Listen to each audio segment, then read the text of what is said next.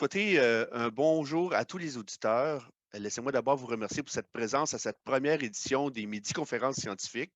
Je serai votre hôte pour cette heure de repas. Tout d'abord, laissez-moi me présenter. Donc, je suis Ulysse McCarthy, administrateur auprès de la QHSST et directeur régional du Sud. La tenue de cette série de conférences est imposée suite à des reports des deux congrès annuels de la QHSST pour l'année 2020 et 2021 en fonction de la pandémie et des consignes sanitaires. Donc, le but est de soutenir la communication scientifique auprès des pairs et du grand public, une des vocations de la QHSST. Avant de débuter la conférence d'aujourd'hui, pour les participants qui souhaitent faire des commentaires pendant la présentation ou qui souhaiteraient poser des questions, je vous invite à le faire en utilisant la fonction questions-réponses dans le bas de votre écran. Vous allez voir les lettres Q et E, donc questions et réponses. Vous allez pouvoir donc poser vos questions et à la fin de la rencontre, nous pourrons répondre à la question avec notre conférencière. La QHSST va enregistrer la conférence afin de pouvoir la rediffuser. Ainsi, vous pourrez la visionner sur YouTube. Vous pourrez rechercher le lien directement sur la page de l'association au www.aqhsst.qc.ca. Aujourd'hui, j'ai le plaisir d'accueillir Madame Christine Liliane Camonnier de l'Université de Montréal. Le titre de la conférence d'aujourd'hui est Ethnicité et statut d'immigrant. Quelle association avec le travail et les symptômes dépressifs? Cette recherche tente à déterminer si les traits d'identité culturelle, et en particulier l'ethnicité et le statut d'immigrant, modifient la façon dont le travail est associé aux symptômes dépressifs dans la main-d'œuvre canadienne. Madame Camonnier, donc je vous laisse donc débuter votre conférence. Je vais vérifier au niveau des questions et à la toute fin, je pourrai vous présenter les questions. Merci et bonne conférence. Merci. Donc, bonjour à tout le monde et merci d'être présent pour cette présentation. Je vais commencer par partager mon écran. Donc, OK, c'est correct pour tout le monde. Donc, en fait, ma présentation d'aujourd'hui va porter sur un des volets de ma thèse. Donc, j'ai terminé ma thèse en décembre dernier, ma thèse en relations industrielles, avec pour spécialisation la gestion des ressources humaines. Donc, ma thèse, en gros, portait sur le lien entre les traits d'identité culturelle, le travail et la santé mentale. Et parmi les, on va dire, les volets de la santé mentale qui ont été analysés, il y avait les symptômes dépressifs et les symptômes de détresse psychologique. Donc, aujourd'hui, je vais on va dire, vous faire voyager dans l'univers de ma thèse, mais on va parler plus des symptômes dépressifs aujourd'hui. Donc, aujourd'hui, on va essayer de comprendre le lien qui peut s'établir entre les traits d'identité culturelle et en particulier l'ethnicité et le statut d'immigrant avec le travail et la santé mentale. Donc, pour le plan, il est assez simple. Donc, on va commencer par une mise en contexte, puis je vais vous présenter la problématique de ce travail, le modèle qui était présenté pour ma thèse, la méthodologie de recherche, on va naviguer dans les résultats et terminer par une petite conclusion. Donc, pour la mise en contexte, disons que je vais insister sur les points qui ont inspiré ma thèse, c'est-à-dire que qu'est-ce qui m'a amené à m'orienter vers ce sujet. Disons qu'au moment où j'ai fait ma thèse, il y a certains, on va dire, certains constats qu'on note. Le premier, c'est celui de savoir que le travail affectait la santé mentale. On va dire, ça fait près de 2 décennies, plus de 20 ans qu'on sait que le travail peut causer des problèmes de santé mentale. Là, ça ne fait plus aucun doute. Beaucoup de recherches ont porté là-dessus, si bien qu'aujourd'hui, on peut faire une grande liste de toutes des conditions de travail ou des facteurs de travail qui peuvent engendrer des problèmes de santé mentale. Et on ne s'arrête pas là. Donc, aujourd'hui, on est également à mesure même de définir le sens de la relation entre le travail et les problèmes de santé mentale. Donc, par exemple, on sait que si un individu, si la charge de travail est très élevée, donc une charge de travail élevée va entraîner plus de problèmes de santé mentale pour l'individu. si l'individu a du soutien social au travail, on sait que la personne aura moins de problèmes de santé mentale. Donc, on connaît aujourd'hui les facteurs qui peuvent occasionner des problèmes de santé mentale, mais on connaît également, on va dire, le sens de la relation entre ces facteurs et les problèmes de santé mentale. Un autre point, c'est également le nombre de personnes qui sont victimes de problèmes de santé mentale qui est de plus en plus important, et particulièrement dans la main-d'œuvre. Au Canada, on sait par exemple qu'un demi-million de travailleurs vont s'absenter chaque semaine en raison de problèmes de santé mentale liés au travail. C'est énorme. Donc, oui, on sait également que c'est une personne sur 5 dans la population qui est victime de problèmes de santé mentale, mais dans la main-d'œuvre aussi, on a également un grand nombre de personnes qui s'absentent. Ça, ce sont les chiffres de la Commission canadienne de la santé mentale qui dit ça. Et parmi les causes de ces absences de travail, dont on compte un demi-million qui s'absentent, parmi ces causes, on retrouve la dépression qui fait partie des causes principales de ces absences-là. Les dépenses également en santé mentale sont importantes. Donc, c'est près de 50 milliards de dollars que le gouvernement doit, on va dire, perd chaque année pour des différents problèmes liés à la santé mentale. Parce qu'une personne qui s'absente, il faut remplacer ces personnes. Pendant que la personne s'absente, il faut également compenser le manque de revenus de cette personne. Donc, il faut payer parfois des médicaments si la personne est en dépression. Donc, ça fait beaucoup de dépenses pour le gouvernement. Et un autre constat que nous avions fait, c'était que de plus en plus, on parle, on encourage les interventions en santé mentale, mais on ne reste pas juste à encourager les interventions en santé mentale parce que ça coûte cher, parce que les problèmes de santé mentale touchent un grand nombre de personnes dans la population et ces problèmes grandissent. Donc, on encourage les interventions afin d'améliorer, on va dire, la situation de santé mentale de la population canadienne. Mais les chercheurs vont de plus en plus loin, si bien qu'aujourd'hui, il y en a certains qui parlent de personnaliser ces interventions-là, c'est-à-dire qu'essayer d'adapter ces interventions à la réalité de chaque travailleur. Et un autre dernier constat que nous avons fait et qui nous a, on va dire, nous a projeté, on va dire, un autre sujet, c'est l'immigration. On sait aujourd'hui que grâce à l'immigration a tellement contribué à changer le visage du Canada. Donc, l'immigration a, on va dire, contribué à diversifier la population. On sait que la population canadienne, autrefois, c'était une population, on va dire, blanche. Donc, grâce à l'immigration, on retrouve sur le territoire des personnes, on va dire, issues des minorités visibles, dont le visage qui était celui des Blancs change peu à peu et devient également le visage du Canada devient également celui des minorités visibles. Donc, face à cette personnalisation des interventions, nous nous sommes dit, l'immigration qui apporte près de 300 000 nouveaux immigrants résidents permanents chaque année, c'est énorme. Hein? Donc, c'est 300 000 individus qui vont entrer sur le territoire canadien chaque année. Dû à l'immigration, ces personnes vont se retrouver sur le marché du travail. Et si on doit personnaliser les interventions en milieu de travail, est-ce qu'on ne pourrait pas personnaliser en tenant compte des caractéristiques de ces personnes-là? Ces caractéristiques, si on doit donner quelques éléments, il faut se dire que 70% de la population, on va dire 70% de la population non blanche est immigrante au Canada.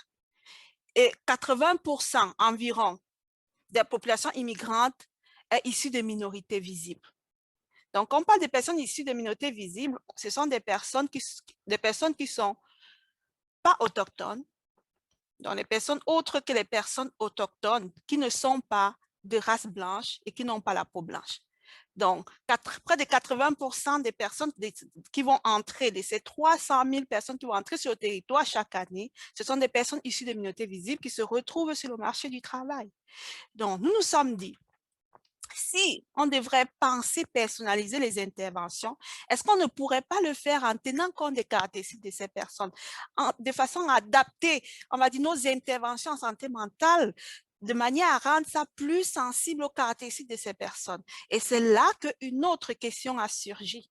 Parce que pour personnaliser, il faut s'assurer que si on veut personnaliser par rapport à une caractéristique, il faut s'assurer que cette caractéristique a une influence sur le travail et la santé mentale. Donc, c'est alors qu'on s'est dit, OK, avant de penser personnaliser nos interventions, vérifions dans cette recherche de doctorat si les traits d'identité culturelle, les caractéristiques, là, ont un lien ou bien modifient la façon dont le travail est associé aux problèmes de santé mentale. Vu qu'on sait que le travail est lié à la santé mentale, est-ce que les caractéristiques de ces personnes-là modifient cette relation-là? Donc, c'est la question, la grande question qui était posée au niveau de ma thèse. Donc, pour la question, si on part, lorsque j'ai formulé ma question en lien avec les symptômes dépressifs, je me suis dit, dans quelle mesure est-ce que les traits d'identité culturelle, en particulier l'ethnicité et le statut d'immigrant, pouvaient modifier la façon dont le travail est associé aux symptômes dépressifs dans la main-d'œuvre canadienne?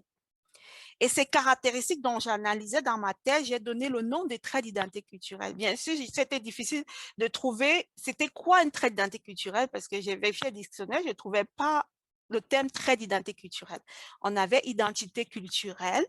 Donc, j'ai défini le trait d'identité culturelle comme élément matériel ou non matériel d'une identité culturelle, hérité ou non hérité, considéré comme isolable et donc susceptible d'une analyse spécifique. Donc, chaque élément que l'individu peut considérer comme associé à son identité culturelle, moi j'appelle ça un trait d'identité culturelle. Et dans ma recherche, j'ai décidé d'analyser uniquement l'ethnicité et le statut d'immigrant. Bien sûr, on peut mettre dans le trait d'identité culturelle une variété d'éléments. Mais dans cette recherche, on s'est intéressé uniquement à l'ethnicité et au statut d'immigrant.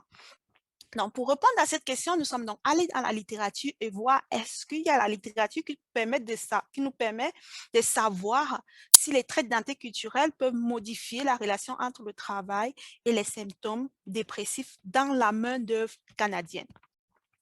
Et là, nous nous sommes rendus compte que la littérature était très segmentée.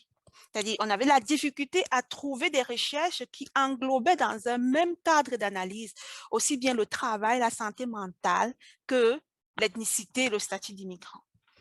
Donc, certaines recherches s'intéressaient juste à 2 volets des 3 concepts, c'est-à-dire soit faisaient le lien soit entre le travail et la santé mentale, soit entre la santé mentale et les traits d'identité culturelle, ou les traits d'identité culturelle et le travail. Et pour on va dire, le peu d'études qu'on a pu trouver, on s'est rendu compte que ces études-là étaient menées sur la population générale. Et nous, on s'intéressait, vu que notre intérêt était porté sur la main-d'œuvre, on voulait savoir qu'est-ce qui se passe au niveau des travailleurs et pas dans la population générale. Parce qu'on sait que la réalité de santé mentale chez les travailleurs et dans la population générale, elle est différente. Lorsqu'on parle de santé mentale, il faut garder à l'esprit que de là, le travail, juste avoir le travail, c'est déjà un facteur protecteur. Donc, les résultats ne sont pas forcément les mêmes. Et on a également constaté, comme 3e point, que la santé mentale était généralement, on va dire, évaluée par la perception de la personne de sa santé mentale comme bonne ou mauvaise. Donc, on posait la question à la personne de savoir comment est-ce que vous évaluez votre santé mentale? Est-ce qu'elle est bonne ou mauvaise? Et on s'est dit, on aimerait analyser la santé mentale à partir, on va dire, d'un élément spécifique. C'est-à-dire qu'on prend une variable spécifique qui a été, on va dire, évaluée et qui permet d'avoir quelque chose de plus objectif. Parce que lorsqu'on parle de santé mentale de façon générale, quand on pose à la personne la question sur la santé mentale de façon générale, c'est vraiment très vague, c'est très subjectif. Pourtant, lorsqu'on a des indicateurs qui ont été évalués, comme des indicateurs de détresse psychologique ou de dépression, là, on part déjà dans quelque chose de plus valide. Et on s'est intéressé également aux conditions de travail. Donc, lorsqu'on va chez les travailleurs et qu'on regarde cette littérature, on voit que les conditions de travail sont moins étudiées. Donc, les recherches vont essayer de comparer les groupes suivant que la personne est en emploi ou pas en emploi. Et on sait que juste l'emploi n'est pas suffisant. Être en emploi n'explique pas tout. Parce qu'on peut avoir de l'emploi, mais l'emploi n'est pas de bonne qualité. Donc, les conditions d'emploi également, les conditions d'emploi, c'est important. Et on a trouvé également que les études analysaient soit le statut d'immigrant, soit l'ethnicité. C'est-à-dire qu'il y avait très peu d'études qui analysaient à la fois le statut d'immigrant et l'ethnicité. Or, pour nous, c'était important de savoir, parce qu'il y a une question qui nous tenait à cœur, c'était de savoir, lorsqu'on est sur le marché du travail, est-ce que c'est le fait que je sois immigrant qui est un problème qui est un obstacle à mon intégration ou bien c'est l'ethnicité? En matière de santé mentale, est-ce que mon risque est plus élevé si je suis immigrant ou c'est plutôt l'ethnicité qui est un problème? Donc, cette question-là, on n'arrivait pas à voir clair dans la littérature. Donc, c'est dit, on va aller avec les deux pour pouvoir se prononcer là-dessus. Donc, pour répondre, on va dire, à ces zones d'ombre qu'on a trouvées dans la littérature, on a décidé d'avoir ce plan-ci, on va dire, ce modèle de recherche-ci. Dans ce modèle, on voit qu'on a donné une place importante aux traits d'identité culturelle. Donc, d'habitude, les traits d'identité culturelle sont considérés dans la plupart des études comme une variable contrôle. Donc, on va mettre cette variable-là parmi les variables contrôle qu'on retrouve ici. Parce que ici, nous avons des facteurs hors travail qui sont nos variables contrôle, mais beaucoup de recherches vont mettre les traits d'identité culturelle dans les variables contrôle. Donc, dans notre modèle, on a accordé une place importante aux traits d'identité culturelle, tout simplement parce que les traits d'identité culturelle, lorsqu'on a observé la littérature, on a vu que les traits d'identité culturelle ont un rapport très étroit avec la santé mentale et avec le travail, comme on va le voir dans nos hypothèses. Et on voit également que nous ne sommes pas limités dans les facteurs de travail à dire est-ce que la personne a un emploi ou pas. Non, on a listé, on a intégré un certain nombre de conditions de travail et des facteurs contrôle. Donc, ici, nous avons essayé de tester 3 hypothèses. Dans la première hypothèse, on essayait de comprendre est-ce qu'il y a une relation directe entre les traits d'identité culturelle et les symptômes dépressifs. Bien sûr, cette hypothèse-là est basée sur de nombreuses recherches qui démontrent que les immigrants en général ont beaucoup plus de risques d'être associés à plus de symptômes dépressifs comparés aux personnes natives. Il en est de même des personnes issues des minorités visibles dont les risques sont plus élevés en matière de symptômes dépressifs. Cette littérature-là, qui fait le lien entre les traits d'identité culturelle et la santé mentale, nuance également les résultats chez les immigrants. Donc, on va tenir compte, on parle de l'effet de l'immigrant en bonne santé et de l'effet des transitions. Qu'est-ce que ces 2 effets disent? Ces 2 effets disent qu'un immigrant, lorsqu'il arrive au Canada au début, son niveau de santé mentale est supérieur à la moyenne canadienne. C'est-à-dire que ce sont des individus qui ont été choisis parce que, à cause de leur situation dans leur pays, qui était bonne. Ça veut dire que financièrement et physiquement, ces personnes se portent bien parce qu'il y a des tests qu'on fait pour pouvoir venir. Ce sont des tests, on va dire, physiques. On fait des analyses. La personne est en santé avant d'être acceptée au Canada. Donc, généralement, les nouveaux immigrants sont en meilleure santé que les Canadiens. Mais on se rend compte qu'au fur et à mesure que le temps passe, généralement sur 5 ans, on voit que leur niveau de santé décroît en fait. Ça décroît parfois jusqu'à se situer à un niveau inférieur de celui des Canadiens. Donc, ça demande du temps, parfois 10 ans, pour que ce niveau-là augmente. Donc, ces éléments-là nous ont permis de dire que il est possible qu'on trouve une association directe entre les traits d'identité culturelle et les symptômes dépressifs. Dans la deuxième hypothèse, on souhaitait tester ici ce qu'on appelle, ce que nous on a nommé dans notre thèse, l'hypothèse de réaction différentielle. Qu'est-ce qu'elle dit? Dans cette hypothèse-là, c'est de savoir est-ce que l'effet du travail sur le symptôme dépressif, là, est-ce que cet effet est le même, quel que soit notre statut d'immigrant ou quelle que soit notre ethnicité? Donc, est-ce que j'ai réagi à mon travail? C'est-à-dire, est-ce que l'effet que le travail a sur moi varie suivant que je sois un immigrant ou un non-immigrant, ou suivant que je sois un caucasien ou une personne issue de minorités visibles? C'est quoi la base de cette hypothèse-là? On n'a pas pu trouver des recherches très rares. On a trouvé au total moins de 10 recherches qui portaient là-dessus. Mais nous nous sommes dit, c'est possible qu'on trouve des résultats parce qu'il y a toute cette étude sur les valeurs culturelles. Donc, toutes ces recherches sur les valeurs culturelles qui essaient d'expliquer que les valeurs culturelles varient d'une culture à l'autre. Et les valeurs culturelles sont capables, à mesure de modifier la façon dont les personnes perçoivent leurs conditions de travail. Par exemple, si on vient d'une société collectiviste, contrairement à une personne qui vient d'une société individualiste, le rapport au travail n'est pas le même. La façon dont la personne dans une société individualiste perçoit le soutien social, le soutien qu'on peut lui donner, cette façon est différente des attentes de soutien social pour une personne qui vient d'une société collectiviste, par exemple.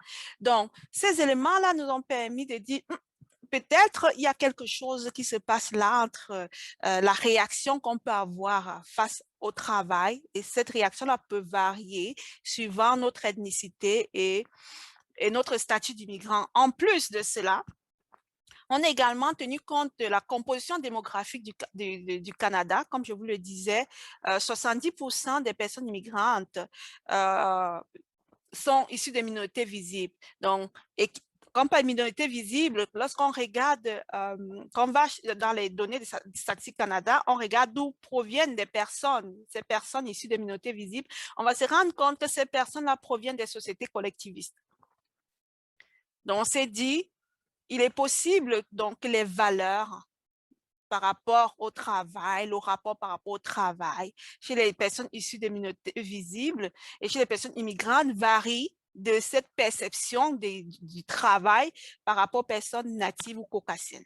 Donc, ça, c'est, on va dire ça, c'est le background, l'idée en arrière qui nous a poussé à formuler cette hypothèse. Dans la troisième hypothèse, on voulait tester la médiation. Donc, on voulait savoir, est-ce que le lien entre les traits d'identité culturelle ici et les symptômes dépressifs, est-ce que ce lien-là existe à cause, est-ce que ce lien-là existe à cause du travail? Pourquoi on s'est dit ça? Tout simplement parce que, comme je le disais au départ, on sait, c'est établi aujourd'hui que le travail est associé aux symptômes dépressifs.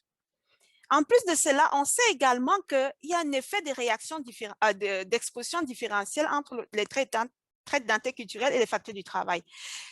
C'est quoi l'exposition différentielle? L'exposition différentielle veut tout simplement dire que certaines personnes sont exposées à certaines conditions de travail du fait de leur trait d'identité culturelle. La littérature nous dit que les immigrants ont plus de risques de se retrouver dans des emplois où ils sont déqualifiés, où ils vont utiliser moins leurs compétences, où les demandes psychologiques ou physiques sont plus élevées. Donc, on peut faire une liste de ces conditions de travail. Il y a l'insécurité d'emploi, on retrouve davantage chez les immigrants ou les personnes issues des minorités visibles. Donc, ces constats-là, c'est ce que nous avons appelé l'exposition différentielle.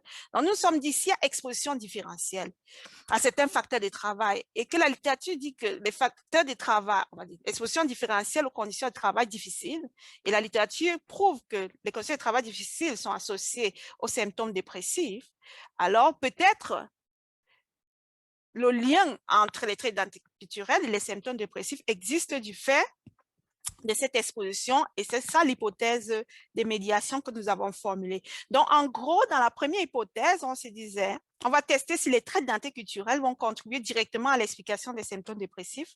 Dans la deuxième hypothèse, qui est une hypothèse de modération, on vérifie si les traits d'identité culturelle modèlent la relation entre les facteurs du travail et les symptômes dépressifs. Dans la troisième hypothèse, on vérifie si l'effet des traits d'identité culturelle sur les symptômes dépressifs est médiatisé par les facteurs du travail. Donc, pour analyser nos trois hypothèses, nous avons pris appui sur, on va dire, les données de l'enquête nationale sur la santé de la population. Il s'agit d'une enquête longitudinale qui a commencé en 1994, qui s'est achevée en 2011, après 9 cycles. On a utilisé cette enquête et nous sommes allés sélectionner uniquement les personnes en emploi. Donc, ces personnes en emploi constituaient 6 477 travailleurs au cycle 1. On a exclu les personnes autochtones parce qu'on n'en avait pas, on va dire, un échantillon important. Également parce que c'est une population également qui est, on va dire, qui est affectée par des problèmes bien spécifiques, quoi. Et cette population, on va dire, notre échantillon s'est rendu compte que la majorité étaient des immigrants de longue date. C'est-à-dire que dans notre échantillon, lorsqu'on regarde les immigrants, ce sont des immigrants de longue date. Ça, c'est un constat qu'on a fait. Donc, nous avons mené plusieurs analyses, les analyses multiples, multiniveaux. Ces analyses ont été pondérées, corrigées pour l'effet de plan, pour les biais de comparaison multiples également. Nous avons également contrôlé nos analyses pour le temps également et contrôlé pour les facteurs hors travail. Bien sûr, dans cette base de données-là, nous n'avions pas la variable des qualifications, d'ethnicité et des statuts d'immigrants tels que nous l'avons formulé. Donc, on a dû créer nos variables de déqualification, d'ethnicité et statuts d'immigrants en fonction des variables qu'on retrouvait dans l'NSP, bien sûr. Nous n'avons pas inventé, nous avons utilisé des variables qu'on retrouvait dans l'NSP pour constituer ces variables-là. Donc, on va entrer directement dans nos résultats. Ici, quelques statistiques descriptives au cycle 1, parce que toutes nos analyses ont été menées sur 9 cycles, bien sûr. Donc, au cycle 1, on se rend compte que les immigrants sont au Canada depuis en moyenne 20 ans. Donc, nos immigrants sont des immigrants de très longue date. Parce que lorsqu'on parle déjà de 10 ans, c'est déjà des immigrants de longue date. Donc, 20 ans, ils sont au Canada vraiment depuis très longtemps. Et nous avions 18,30, on va dire environ 18% de notre échantillon étaient des immigrants, 8,87% c'était des personnes issues des minorités visibles.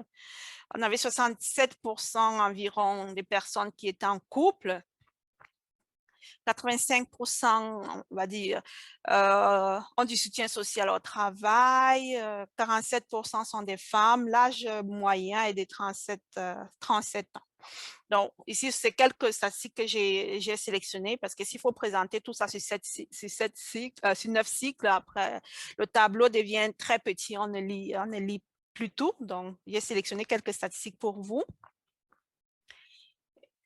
Ici, on a également les symptômes dépressifs, dont la moyenne et l'écart type des symptômes dépressifs à travers les cycles. Donc, on peut voir quand même qu'il y a une variation des symptômes, on va dire, une forme de tendance à la baisse, là, si on devait faire une droite à la baisse. Mais gardez à l'esprit que lorsqu'on part vérifier si cette baisse est significative, les résultats montrent que ce n'est pas significatif. Donc, sur le plan descriptif, on peut voir une tendance à la baisse qui peut s'expliquer par plusieurs facteurs, même le temps aussi.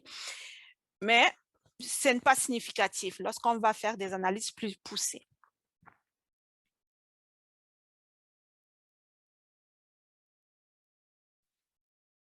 Donc, pour ce qui est des résultats de l'association entre les facteurs du travail et les symptômes dépressifs qui étaient présentés dans plusieurs modèles et tout, on se rend compte que oui, nos résultats prouvent qu'il y a une association entre les facteurs du travail et les symptômes dépressifs. Bien sûr, ce n'est pas tous les facteurs que nous avons analysés qui sont significatifs. Les seuls facteurs qui paraissent significatifs, c'est les demandes psychologiques et le soutien social.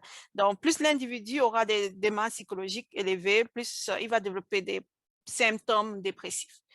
Et lorsque l'individu a du soutien social, ou plus il a du soutien social, et moins il a des symptômes dépressifs. Ça rejoint la littérature.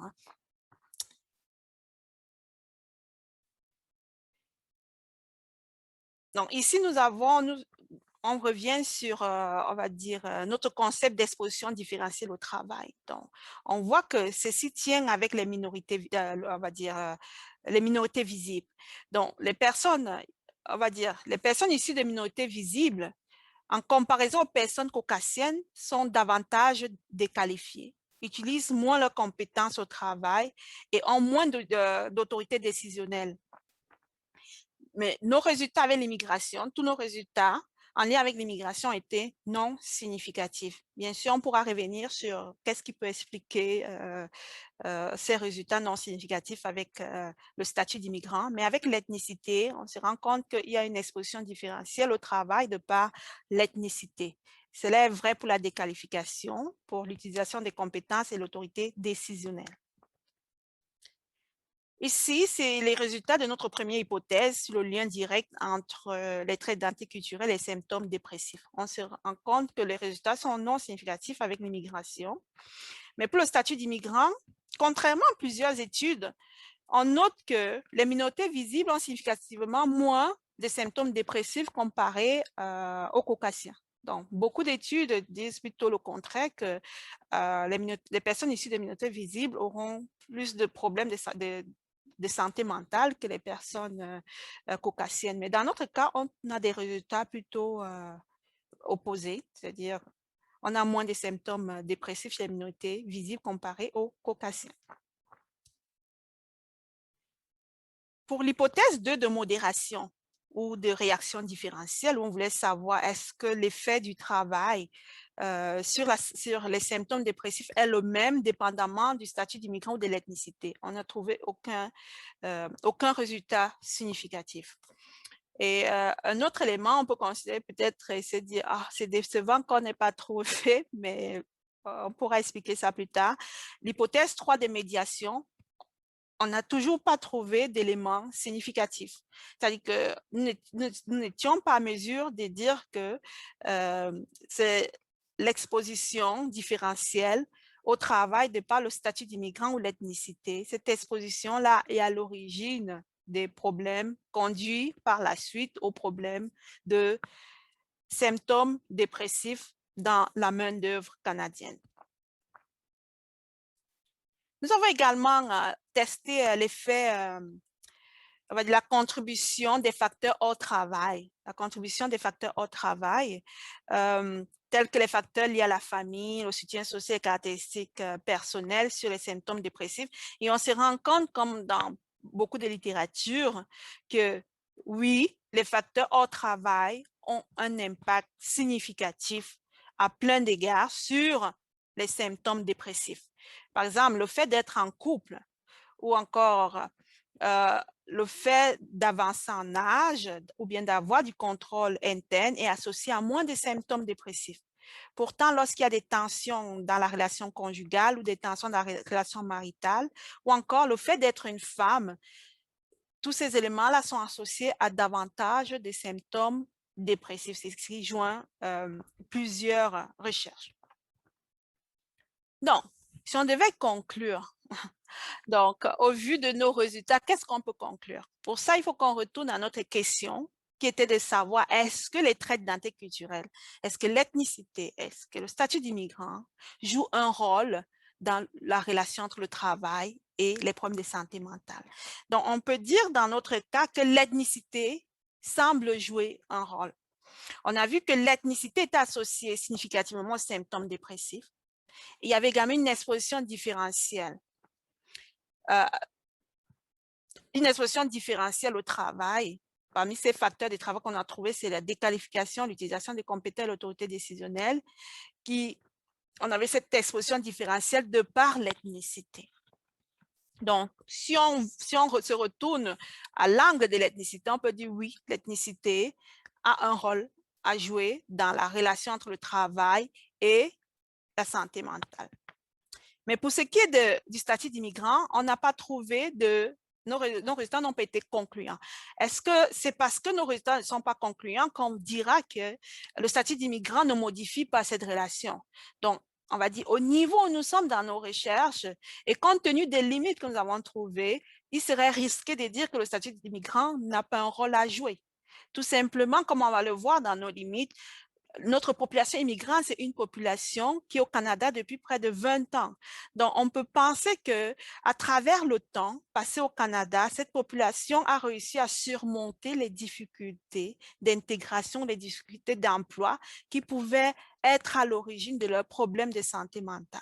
Donc, ça, c'est un élément qui pourrait expliquer pourquoi est-ce qu'on ne trouve pas de résultats concluants. Également, pourquoi nous ne pouvons pas tenir une conclusion qui dit que le statut d'immigrant ne joue pas ce rôle-là. Donc, ça va également la validation de notre modèle conceptuel. Donc, ça, c'est grâce au rôle de l'ethnicité. Hein. Donc, le rôle de l'ethnicité nous permet de garder les traits d'identité, de donner une place prépondérante aux traits d'identité culturelle. Donc, on ne va pas retourner les traits d'identité culturelle dans les variables contrôle. Ce que révèle notre travail, c'est dire il y a quelque chose qui se passe avec l'ethnicité. Donc, on a validé certains éléments qui prouvent que l'ethnicité devrait avoir une place importante dans les modèles de santé mentale. Parce que jusqu'ici, l'ethnicité a toujours eu on va dire, cette place de variable contrôle, mais vu le lien que nous avons pu, on va dire, souligner avec le travail à santé mentale, l'ethnicité semble garder cette place-là, on va dire, devrait être, on va dire, doit se retrouver dans un cadre, le même cadre d'analyse, ce même niveau avec le travail et la santé mentale. Donc, ce qui valide notre modèle conceptuel proposé. Donc, parmi les limites, on va dire les limites qui permettent quand même d'avoir du recul quant à ou bien de la prudence quant à l'interprétation de nos résultats, nous avons plusieurs limites. La première limite, comme je le disais, c'est le fait que nos immigrants sont des immigrants de longue date. Et on va dire, pour enrichir les recherches futures, ce serait bien de distinguer, par exemple, dans les recherches, les nouveaux immigrants des immigrants de longue date et tenir compte également des catégories d'immigrants. Est-ce qu'il s'agit des immigrants de la catégorie économique ou il s'agit, par exemple, de la catégorie non économique? Notre population également, c'est une population d'emploi. Dans le cadre de notre travail, on tenait compte, on va dire, si la personne est tout simplement en emploi. Mais on sait également que de nombreuses recherches ont démontré que le travail n'est pas tout. Donc, on n'a pas tenu compte de la qualité de l'emploi. Est-ce que les personnes qui sont en emploi sont dans des emplois précaires? Non, nous n'avons pas tenu compte de ça. Nous n'avons pas également comparé les résultats suivant que le travail est dans un emploi récent ou bien un emploi qui correspond à ses qualifications. La mesure de l'ethnicité également doit être notée ici parce que nous avons, donc, on va dire que nous avons regroupé, on va dire, nous avons regroupé toutes les minorités visibles dans une seule catégorie. Donc, il serait intéressant de faire une recherche où les traits d'identité culturelle tiennent compte, par exemple, à la fois de l'ethnicité et du statut d'immigrant. Donc, dans ce cas, on pourrait avoir une catégorie qui est natif caucasien ou natif issu des minorités visibles, immigrant caucasien ou immigrant issu des minorités visibles. Je pense que cela pourrait apporter plus de subtilité dans les résultats.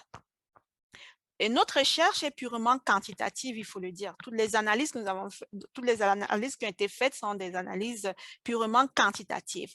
Donc, oui, les analyses quantitatives vont nous permettre de faire les liens entre les résultats, mais ne permettront pas d'expliquer pourquoi est-ce que nous avons ces résultats. Donc, une approche mixte qui va associer un devis quantitatif et qualitatif pourrait apporter, on va dire, plus d'explications aux résultats que nous avons pu obtenir. Plusieurs variables contrôle, on a remarqué que plusieurs variables contrôle sont non adaptées au contexte migratoire et d'intégration. Disons-le, distinguer les personnes tout simplement dans les recherches suivant qu'elles sont immigrantes ou non immigrantes. Ce que notre travail dit, c'est que ce n'est pas tout. Ça ne donne pas, on dit, ça ne dépeint pas tout le tableau en fait. Parce que ce n'est pas uniquement le fait d'être immigrant qui explique tout. Donc, comme on le disait au départ, l'expérience des personnes, la réalité du processus migratoire, est-ce que nos variables permettent d'aller saisir ces éléments? Donc, l'enquête de l'NSP ne permet pas de faire ça. Dans cette enquête, nous étions limités tout simplement à pouvoir distinguer est-ce que la personne est immigrante ou pas.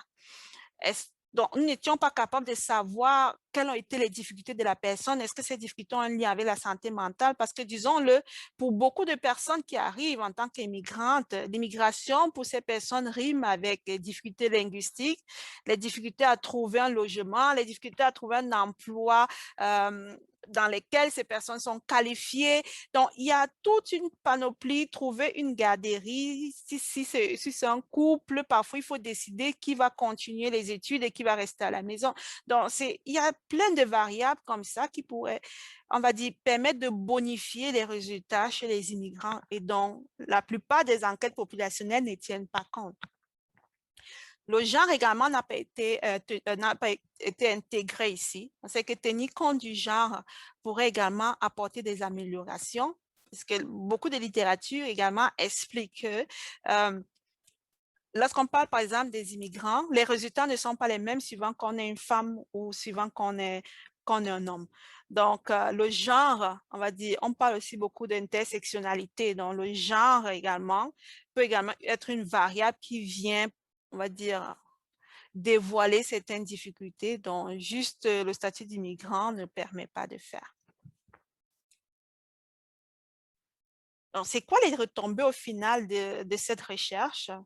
Ce qu'on peut dire au niveau des politiques, c'est que l'élément qui ressort et qui semble significatif, c'est la déqualification professionnelle, hein. On a vu qu'il y a une exposition différentielle à l'ethnicité de par, on va dire, au travail de par l'ethnicité, et la déqualification, ça ressort. Dites-vous que lorsqu'on parle même d'utilisation de compétences, parce qu'on a vu que les personnes issues des minorités visibles étaient davantage déqualifiées, utilisaient moins leurs compétences, avaient moins d'autorité décisionnelle. Oui, on a la déqualification qui ressort, mais on va voir qu'utiliser ces compétences ou l'autorité décisionnelle, ce sont des variables qui sont étroitement liées à la déqualification professionnelle. Donc, ce que cette recherche dit, c'est qu'on devrait promouvoir une meilleure gestion des situations de déqualification professionnelle. C'est sûr que ce n'est pas nouveau qu'on le dit, parce qu'on en parle, il y a des problèmes de déqualification dans la main-d'œuvre immigrante chez les personnes issues de minorités visibles, mais cette recherche permet d'amplifier cette situation et de dire qu'elle est dure, parce qu'il s'agit d'une enquête. L'INSP, comme je le disais, c'est une enquête qui s'est déroulée sur 18 ans. Et nos analyses tiennent compte du temps. Donc, les résultats qu'on obtient ne sont pas spécifiques à un cycle. Donc, on a contrôlé l'effet du temps. Donc, même en contrôlant pour l'effet du temps, la déqualification persiste. Donc, cette recherche dit que la déqualification n'est pas en train de partir dans la main-d'œuvre. Ça perdure. Donc, on devrait trouver comment mieux gérer cette situation parce qu'elle persiste. Et si on ne fait rien de concret, de significatif, la déqualification, elle va continuer. On ne va pas améliorer la situation, mais elle va plutôt aller en s'empirant. Il y a également des retombées pour les interventions en santé mentale. Comme on l'a vu, le lien entre le travail et la santé mentale, ça persiste. Il y a également les facteurs du travail qui continuent à être associés aux problèmes de santé mentale. Donc, on doit continuer à lutter contre les conditions de travail à risque, bien sûr, sans oublier qu'il y a une exposition différentielle aux conditions de travail de par l'ethnicité. Donc, on ne doit plus juste s'attaquer au lien entre le travail et la santé mentale, mais on doit garder à l'esprit que les traits d'identité culturelle, et dans notre cas, l'ethnicité, comme le travail le demande, l'ethnicité peut exposer de façon différentielle à ces conditions de travail auxquelles on s'attaque. Donc, garder quand même un regard également sur l'exposition différentielle, s'attaquer également à ça, commencer à réfléchir comment est-ce qu'on pourrait réduire, on va dire, cette problématique-là. Dans le domaine scientifique, on devrait promouvoir des modèles explicatifs en santé mentale qui rendent mieux compte de nombreuses préoccupations inhérentes aux personnes immigrantes. Donc, ce que nous avons pu constater dans cette recherche, c'est que de nombreux modèles en santé mentale ne laissent pas une place importante, on va dire, à la problématique, on va dire, aux préoccupations des personnes immigrantes. Donc, pourtant, quand on parle de personnes immigrantes, ce n'est pas juste le statut d'immigrant, comme on l'a vu. Quand on parle de personnes immigrantes, c'est 80% qui sont ici des minorités visibles. Donc, on doit vraiment essayer d'intégrer les préoccupations des personnes immigrantes à nos modèles, modèles explicatifs du stress au travail. On doit également promouvoir des enquêtes populationnelles qui vont intégrer cette réalité du processus, on va dire, migratoire et d'intégration. Parce que de nombreuses enquêtes, on va dire, de Statistique Canada n'intègrent pas, on va dire, des variables en lien avec le processus migratoire et d'intégration. Donc, ceci met fin à ma présentation. Donc, merci beaucoup de m'avoir écouté et j'ai hâte de répondre à vos questions. Merci.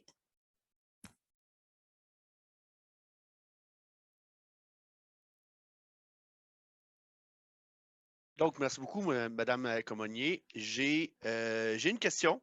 Donc, j'ai Madame Cloutier ici qui nous demande, considérant les résultats de votre recherche doctorale, sur quel aspect allez-vous vous concentrer dans vos futures recherches ou quel aspect les autres chercheurs devront approfondir? Ou quel aspect les autres chercheurs, pardon, devront approfondir? OK. Donc, disons qu'un élément quand même qui est ressorti, qui m'a fait comprendre peut-être il y a quelque chose à faire, c'était sur la déqualification. Donc, je me suis dit, est-ce qu'on ne devrait pas travailler, par exemple, sur la négociation de la déqualification? Parce que j'ai l'impression que si on va dire, les mesures qui ont été prises jusqu'ici ne semblent pas donner, on va dire, de résultats très concrets. C'est quoi la négociation? Ce que j'appelle la négociation de la déqualification, c'est de se dire, en entreprise concrètement, lorsque les personnes se retrouvent en entreprise, elles sont déqualifiées. Il n'y a pas de ressources, on va dire, des ressources officielles, on va dire, pour je dirais pas les accommoder, pour trouver des mesures pour que la personne revienne à son niveau de qualification. Quels sont les moyens que les personnes utilisent en relation avec leurs supérieurs pour pouvoir résoudre ce problème de déqualification? Donc, c'est cette négociation qui se passe là qui m'intéresse. Je me dis, il faudrait peut-être qu'on aille fouiller. Peut-être il y a des choses à apprendre, des stratégies, des démarches qui sont en place dont nous ne sommes pas au courant et qu'on pourrait utiliser au grand jour de façon plus officielle. Ces stratégies qui marchent en fait, quoi. Donc, c'est plus dans cette orientation que je vois pour la suite, quoi, parce que ce qui ressort le plus, c'est la déqualification. Quelque chose de concret qui ressort, c'est vraiment ce phénomène de déqualification professionnelle. Donc, on pourrait aller voir avec, on va dire, sur le terrain, ce qui est fait, on va dire de façon non officielle, regarder ce qui marche et peut-être revenir pour pouvoir mettre en place des pratiques, des démarches. Donc, il n'y a pas d'autres questions de nos participants. Donc, merci beaucoup, Mme Comagnier, pour cette présentation très intéressante. Donc, Merci pour l'invitation. parfait. C'est ce qui me fait donc à cette présentation de nos midi-conférences scientifiques. Merci donc à notre conférencière et à nos participants pour cette présentation. Je vous invite à participer à la dernière conférence qui sera le 7 juin prochain par Mme Sabrina Gravel et dont le titre est L'exposition chimique et conditions de travail dans les secteurs de recyclage électronique au Québec. Vous pouvez donc vous inscrire directement sur le site Eventbrite dans le groupe de l'AQH SST. Il ne me reste plus qu'à vous saluer et à vous remercier encore chaleureusement pour votre participation pour la conférence d'aujourd'hui. Nous espérons que vous avez apprécié et nous vous invitons à faire suivre vos commentaires sur et ou vos suggestions. Merci et bonne fin de journée à tous.